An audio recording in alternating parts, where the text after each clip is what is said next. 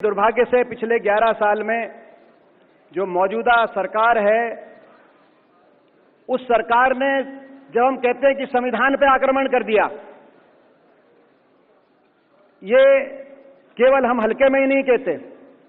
संविधान की के मूल विचार पर जो बाबा साहब ने दिया, जो ट्रिनिटी, इन तीनों विचारों पर, स्वतंत्रता पर, हमारे देश के भाईचारे पर और समानता के आदर्श पर, तीनों पर भारतीय जनता पार्टी द्वारा पिछले 11 साल में निरंतर आक्रमण जारी है।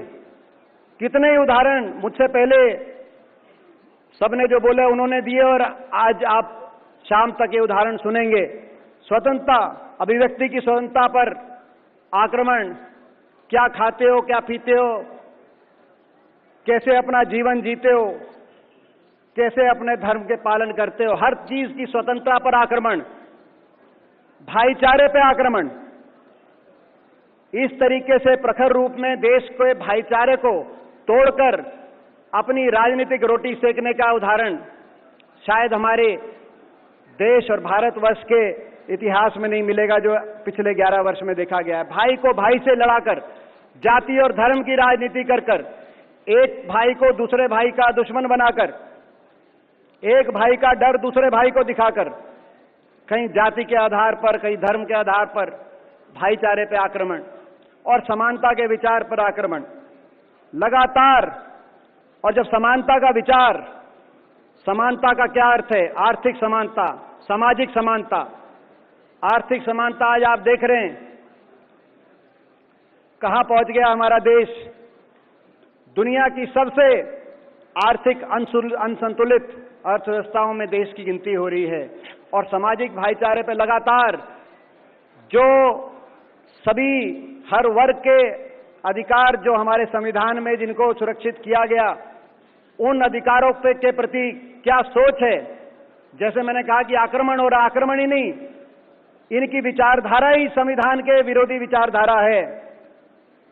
भारतीय जनता पार्टी और इसकी पूर्वज विचारधाराओं ने जिस तरीके से हमारे देश के स्वतंत्रता संग्राम को, आजादी की लड़ाई को जिस दूरी से देखा था, ये उतनी दूरी से देश के संविधान को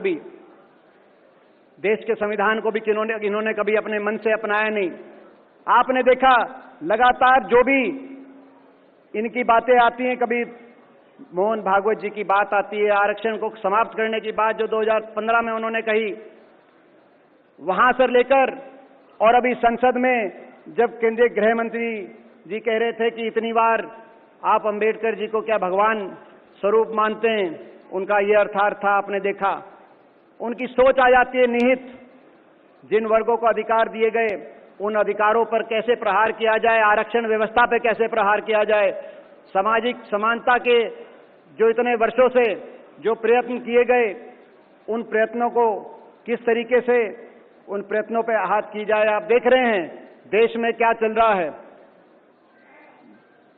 आरक्षण व्यवस्था को सीधे पे भी प्रहार किए जा रहे हैं और बैकडोर पे भी प्राइवेटाइजेशन के माध्यम से सरकारी क्षेत्र के रोजगारों को समाप्त किया जा रहा है। कितनी बड़ी संख्या में आप देख रहे हैं। और ये भाईचारा और ये जो पार्टी है, जैसे मैंने कहा, भाईचारे के तो इतनी विरोधी है, भाजपा का तो नाम ये रखना चाहिए बीजेपी, अर्थात भाईचारा जलाओ पार्टी। देश के कोने कोने में जिन्होंने किया है, तो भाईचारा जला के अपनी राजनीतिक रोटी सेक रहे हैं। और आज भी निरंतर आपने देखा कास्ट सेंसस की जब बात आई, राहुल गांधी जी ने बात उठाई कास्ट सेंसस की, किस तरीके से इन्होंने विरोध किया और प्रयत्न किया कि ना करना पड़े। लेकिन इतना लंबा संघर्ष और एक कास्ट सेंसस की जब आवाज देश के कोने कोने से जब उठी, तो मजबूरी में, जैसे मजबूरी में संविधान को सर पे लगाना पड़ा। और इस सरकार का रिपोर्ट कार्ड क्या है? एक और रिपोर्ट कार्ड है इस सरकार का। 10 साल की सरकार के बाद भाजपा ने नारा दिया, क्या नारा दिया? 400 पार। और लोगों ने क्या नारा सोचा, समझा? 10 साल की इनकी नीयत लोगों को समझ में आई और लोगों ने कहा इनका रिपोर्ट कार्ड ये है कि ये 400 पार का नारा इसलिए दे रहे कि संविधान को बदलेंगे। ये आपका रिपोर्ट कार्ड है। भाजपा वोट मांग रही थी 400 पार करने के लिए और लोग वोट दे रहे थे संविधान को बचाने के लिए। ये इनका 10 साल का रिपोर्ट कार्ड है। तो आज ऐसे समय में जब चौतरफा हमला हो रहा हो इन संवैधानिक विचारों पर, संवैधानिक संस्थाओं को तार तार किया जा रहा हो, इलेक्शन कमीशन की बात हो, जुडिशरी की बात हो, पार्लियामेंट की बात हो। आपको याद होगा पार्लियामेंट को दरकिनार करके कैसे 3 कृषि कानूनों को ऑर्डिनेंस के माध्यम से पारित किया गया और उसके बाद बड़ा लंबा आंदोलन हुआ। 750 किसानों ने अपनी जान दी, लेकिन उनकी तरफ लेकिन संसद को दरकिनार करके देश चलाया जा रहा हो। ऐसे में इस विचार को बचाने के लिए, इस विचार की ढाल बनने के लिए कांग्रेस पार्टी की जिम्मेदारी सबसे ज्यादा है, हमारी जिम्मेदारी सबसे ज्यादा। और मुझे गर्व है, हमें गर्व है अपने नेता पे, राहुल गांधी जी पे, कि आज संविधान बचाने के लिए अगर देश में कोई एक योद्धा अगर सरकार के सामने कोई खड़े हैं तो राहुल गांधी जी खड़े हैं। हमें गर्व है इस बात पर। आपने देखा हर वर्ग की लड़ाई किस तरीके से राहुल जी लड़ रहे हैं। हर वर्ग के अधिकारों की लड़ाई, सामाजिक न्याय की लड़ाई राहुल गांधी जी जैसे लड़ रहे हैं।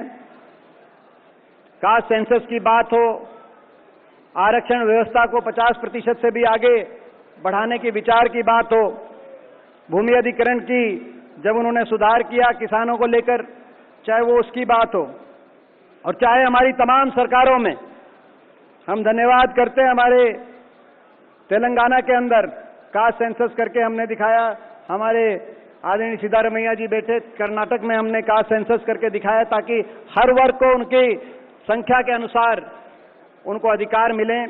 तो आज ये लड़ाई हम लड़ रहे हैं और हमें विश्वास है कि आने वाले समय में न्याय की जीत होगी।